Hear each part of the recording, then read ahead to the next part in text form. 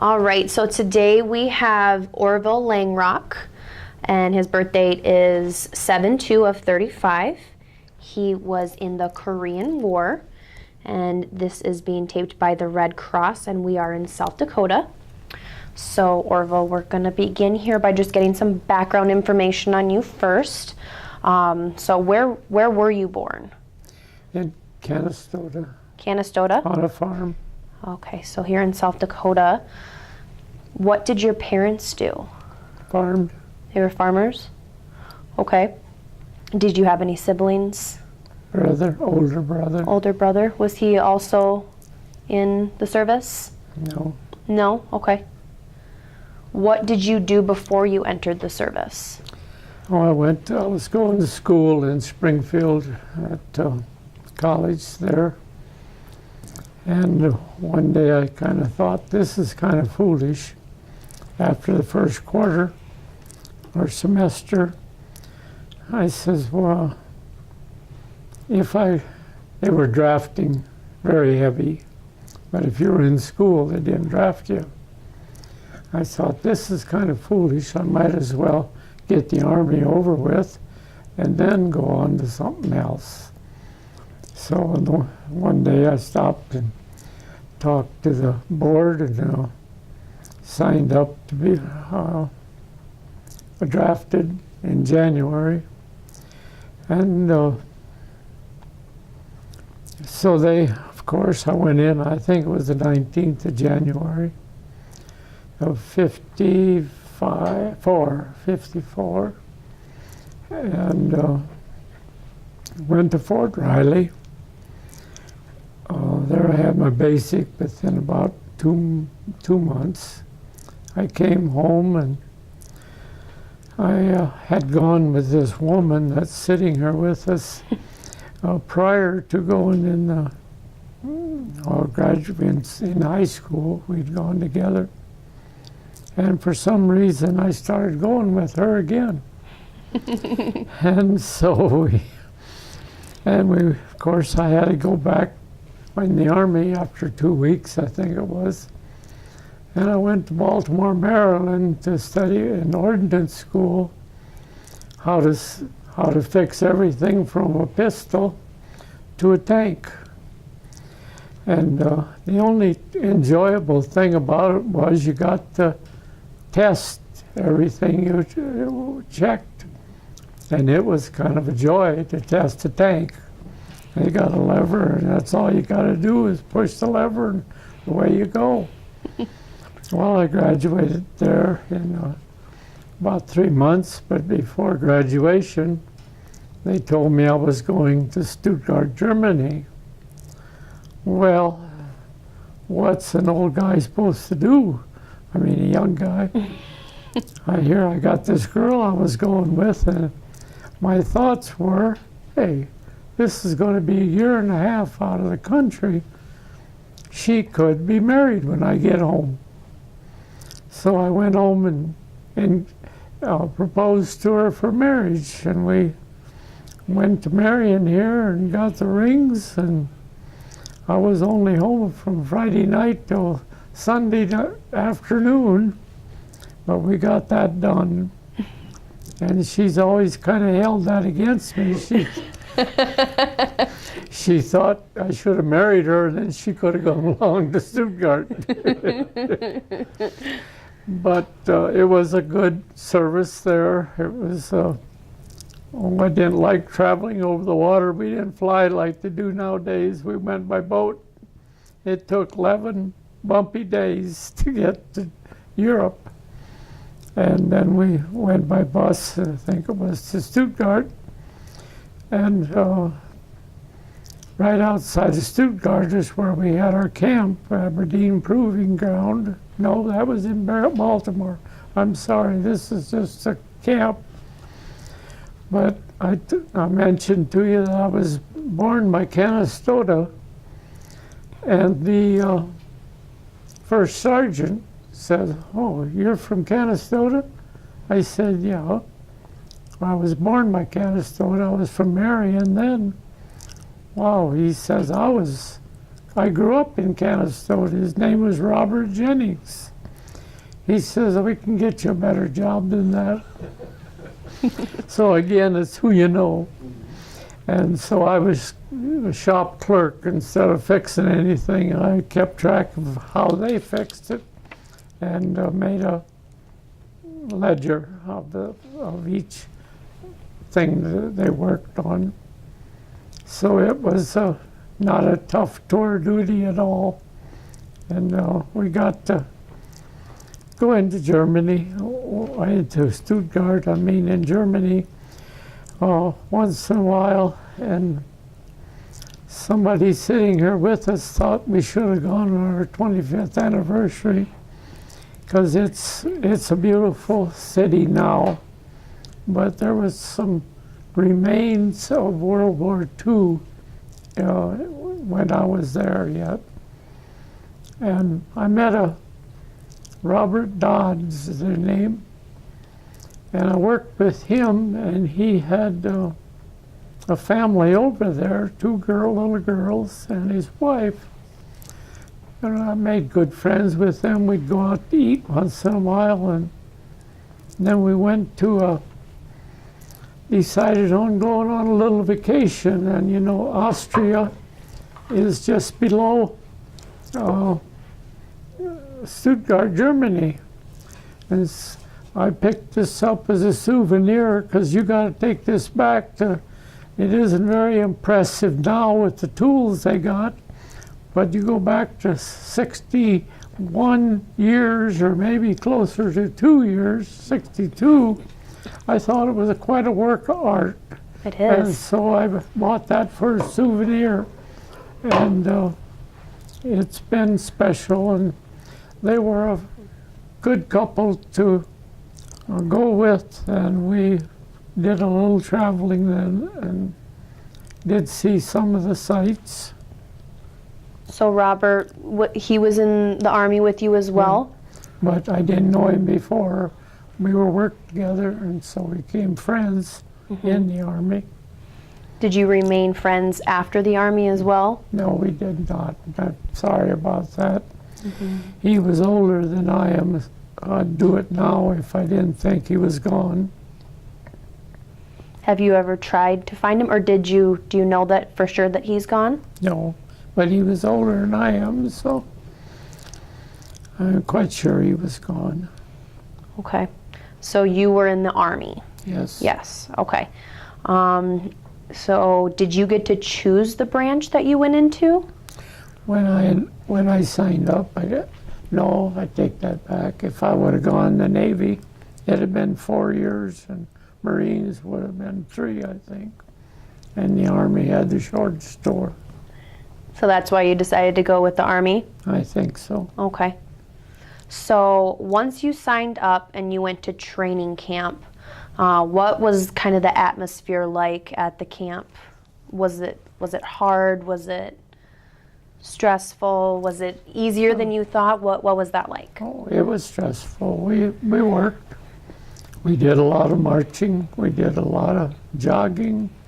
We did, and we spent some time on the rifle range and that type of thing. And so the barracks were a little bit like a college dormitory. You had 2 bunks, and you picked out a bunk, and unless somebody else wanted it, but you got along okay. But and the meals were something to be desired, but that's another story.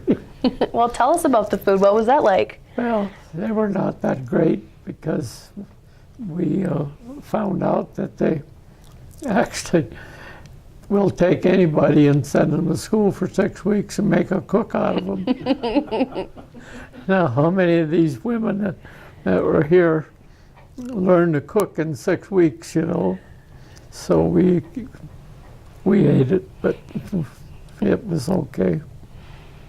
Do you recall any of instructors that you had there? Anybody stick out in your mind? Well, this Jennings that I talked about, he was there for a while, but he left before I left. But he was a good fellow and a good friend. and you picked up others of your own rank. He was a master sergeant, and you don't, privates and them don't cohabit that very good. Did you receive any specialized training? No, the specialized training I got I never used because Jennings decided to make me shop clerk. Yep. So what was that specialized training that you received that you didn't actually use? Well, fixing guns and tanks and ordnance they call it, which is fixing up for warfare. Okay. How did you adapt to military life, especially since, you had your fiance or wife now, still fiance. How was that adapting, being away from her and the rest of your family? Well, we only wrote one letter a day to each other. Only one a day. But yeah, it'd give you something to be long for to go home on the one hand, but it was nice to get that mail. And of course she would tell me about what the family was doing and this type of thing. And so you adapted, but you had a end gate, just about a year and a half I think I was there. And so I knew by December I'd be sent home and ride them waters again for 11 days. So tell us a little bit more about your 11 days on the sea. What was that like? Well, some days it was so windy and so tough, they wouldn't let anybody on board. You had to stay down below. And so that was kind of boring. It was kind of nice to go up and see the waves, and if it was treacherous, then they wouldn't let you go up. But a common windy day they would, and to see the waves, and that's a big puddle of water. Yeah. And this was the Atlantic. But Pacific would hold a couple of Atlantics, I guess. I haven't been on it. Did you get sick at all? Nope. Did a lot of people get sick around you? Quite a few. But they told me before I went, keep your stomach full. The first thing you get a little sick, you quit eating. Then pretty soon you're real sick. That was the theory. And I abode by it. I kept eating if I felt a little upset. But I don't think I did much. Feel internal upset. So once you got over there, you said you were in Stuttgart. So And below Stuttgart, between Stuttgart and Austria, that was the next country okay. in that day. So what specifically did you do while you were there, and was that the only place that you were? Yeah. That's the only place I served. Okay. We did go on vacation, as I said, but they, once in a while they would move a group of troops in some other area, and you spend a bivouac, they called it. You'd spend a week or two up in that area.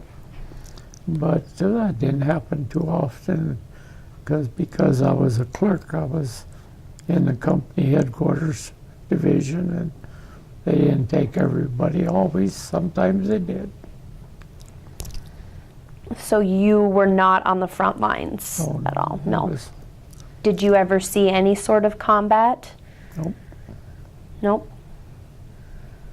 Just the remains of World War II. I've got a picture of that in here, but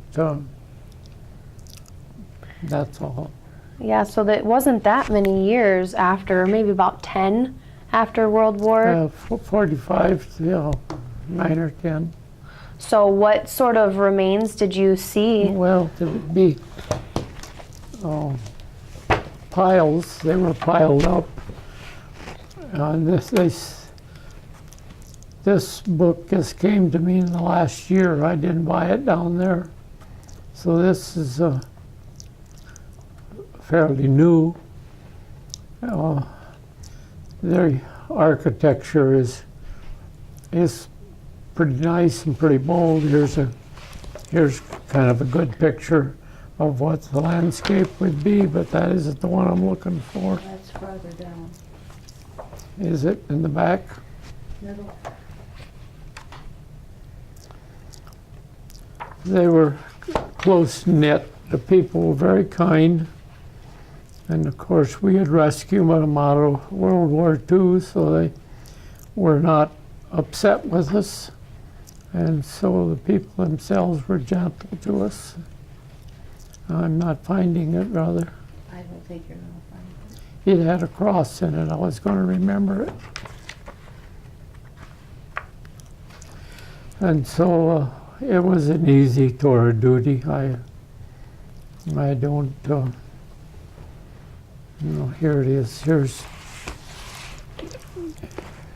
the parts that were piled up from buildings yet.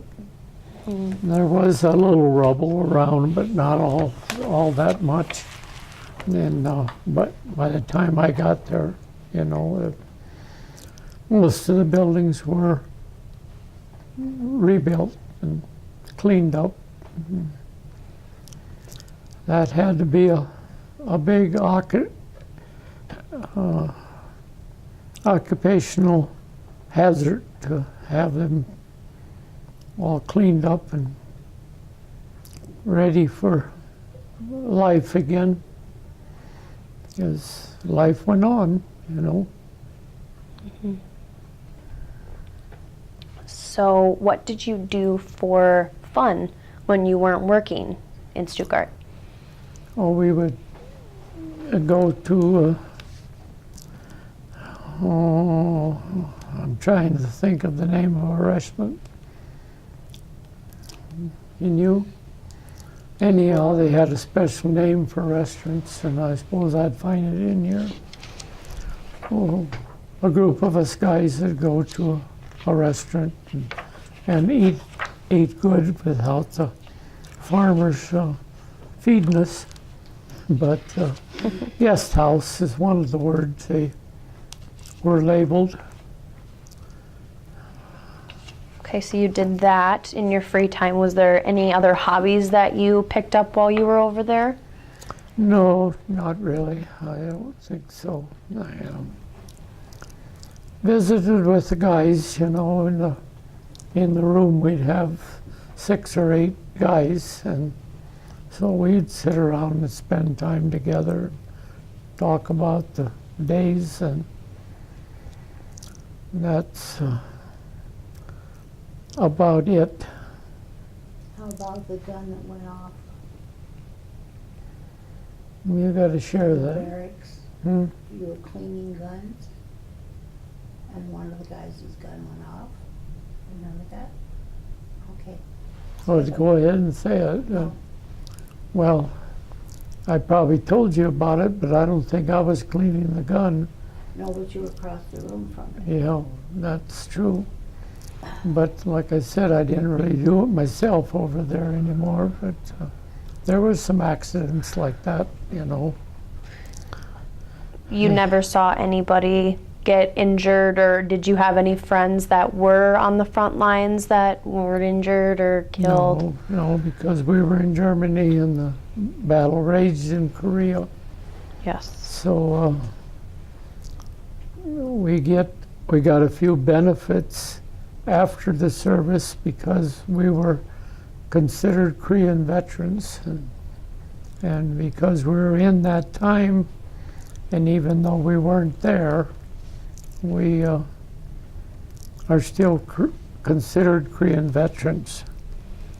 So talk a little bit about those benefits. What sort of benefits did you receive? Well, when we got home, we got married, and then Dad had rented a farm for us, so we went to farming. And then we went to GI school at Bridgewater. And all the veterans met there together, there was probably 15 or so, and we met for classes. We would supposed to study agriculture. We mostly visited because we'd grown up on a farm. What do you learn then, you know? Mhm. So, but that was the one benefit, and of course you got paid for going there. And I don't think it was over, $90 a month. was it? Treasurer brought along. So $90 a month. And didn't we go 4 times a month or twice a month? Twice a month, I think. Twice. So that isn't so bad. That's $45 a time, you know. Mm-hmm. That was worth a lot of money back in the 50s. Mm-hmm. So that would have been one benefit. I think I kept my GI insurance. I haven't heard from them for a while, but I think I kept that. That was a benefit. We had to pay for the premium after we got out. So otherwise, I don't know that I got any other benefits. Okay. So when you came home, what was life like transitioning out of military? Well, just getting married, that was a transition. How long after you got back did you get married? 19 days about. 19 days? Yeah. You are ready. We set it in January because I was due to get out the 31st of December. And so we set it in 19th of January. And I was out and everything went well. But we had a snowstorm, didn't we, when we got married? Mm-hmm. It's cleared some since we got married. So the transition was easy for you for the most part from military life back to civilian life? I think it was. I think I forgot about the military early, and I've had some reason to forget of late, but I think it went easy. It was set up. My folks had rented the farm, and the guy who was in business here in Marion, he was a good landlord. So we lived there 4 years, and then we moved to that farm where I was born, Canastota, and lived there 10 years. And then we went back to the home place there, north of Marion. So we didn't move around a lot, but it all helped. Had to get up with the times, I guess, a little bit, you know. Did you feel like you missed a lot when you were gone? When you came back, did you feel behind with American society or just your family, or? No, I came back satisfied. Because I knew I was going to have to go at some time because of the draft was so heavy. And I kind of picked the time. And if I'd have finished college first, well then they'd have picked the time. And they weren't drafting family members. If you were married and had a family, they weren't drafting them. So I would have been drafted, yes. And it would have been an inconvenient time of my life. Here I was still in the 18, 19 age, and I had some years to give. And I kind of felt obligated to give something back to our country. I didn't do a lot to change it, but I did try. And I felt was a bit of an obligation for me to go.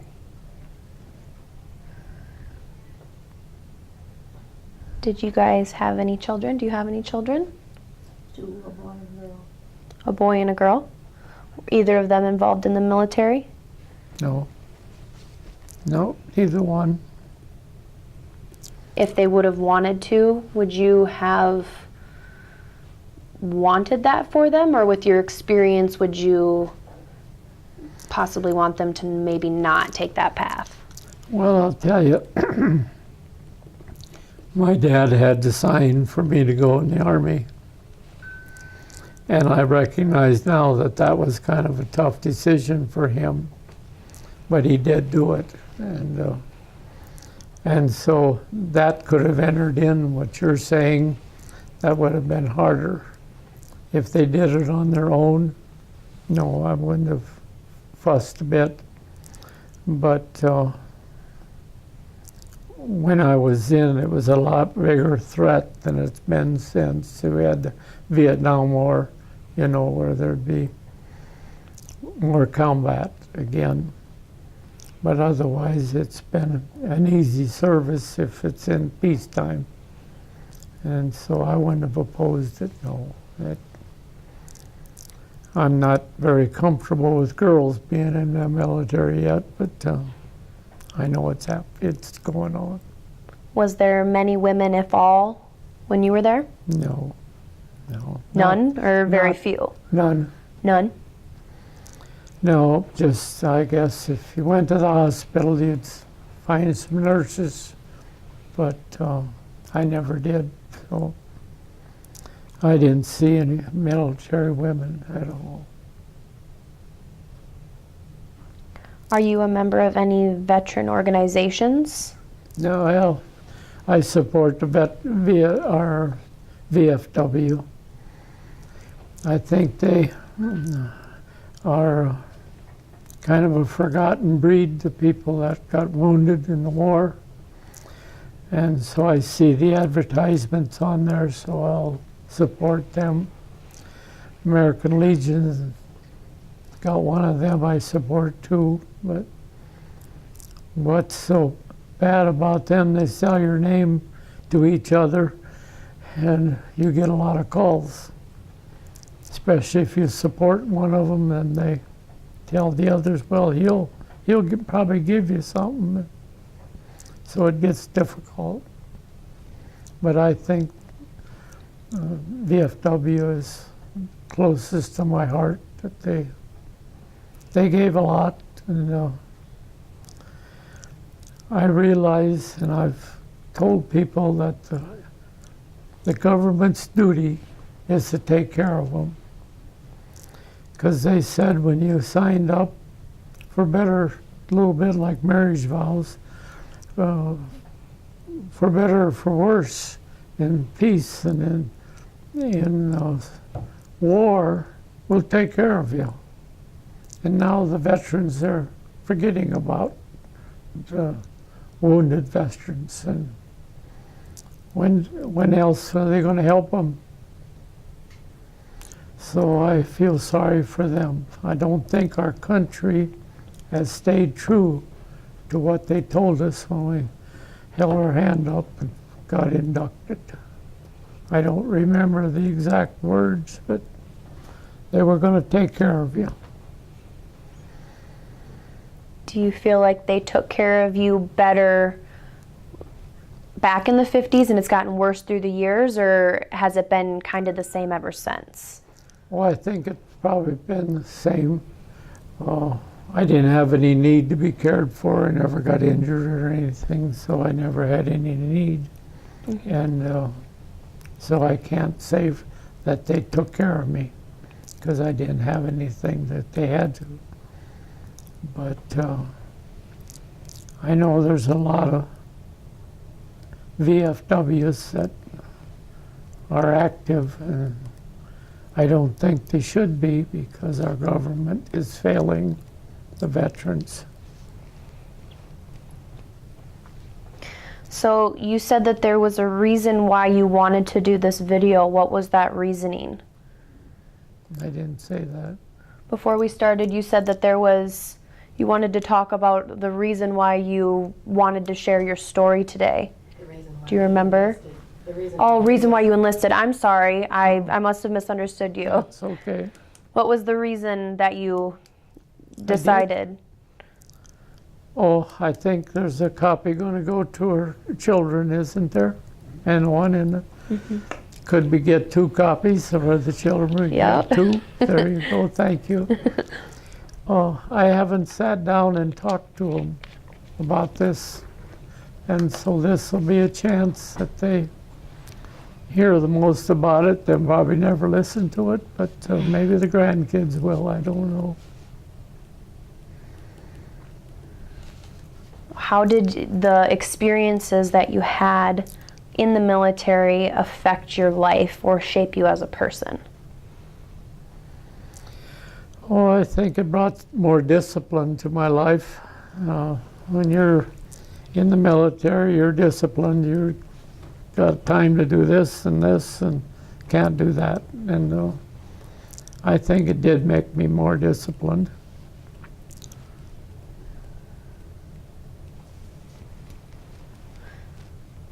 Any life lessons besides the discipline that you feel like you took away from the military? What did you say first? Any life lessons you felt like you took away besides? Life lessons. Oh. You got to help me on that one. I can't think of any. Did you feel like a different man from the time you left America to the time you came back? I was. You were? I got a witness for that.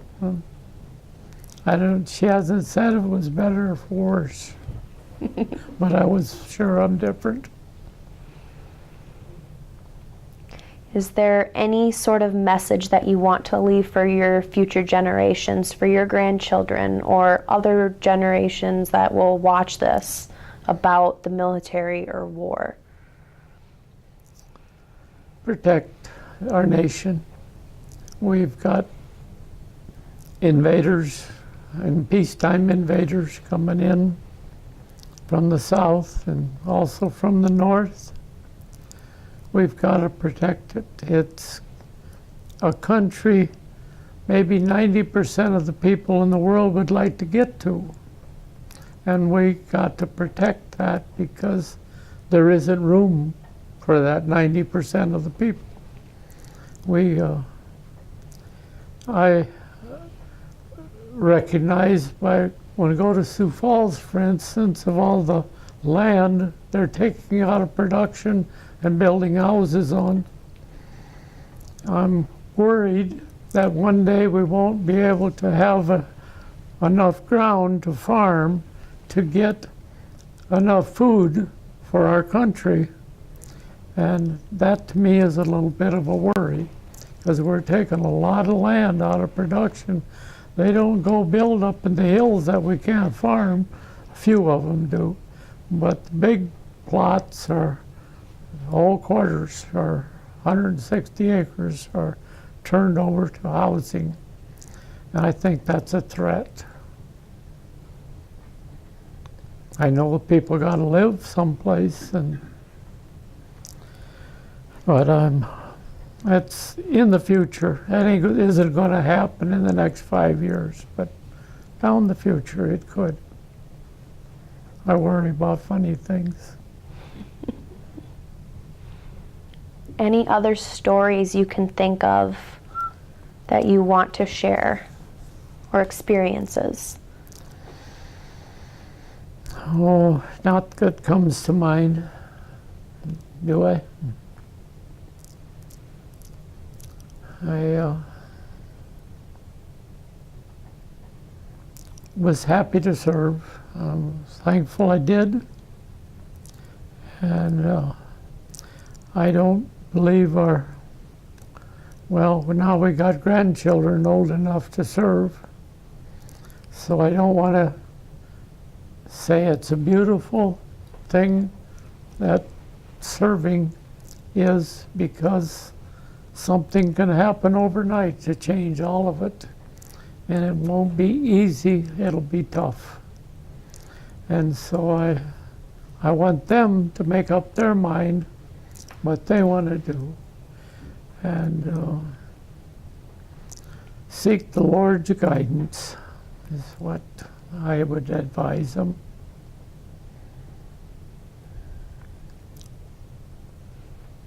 Well, I'm out of my questions here. And anything else you can think of that you want to share? I don't think so. I think we took and used up that film. I'm surprised it ain't burning up. Did you pour water on it?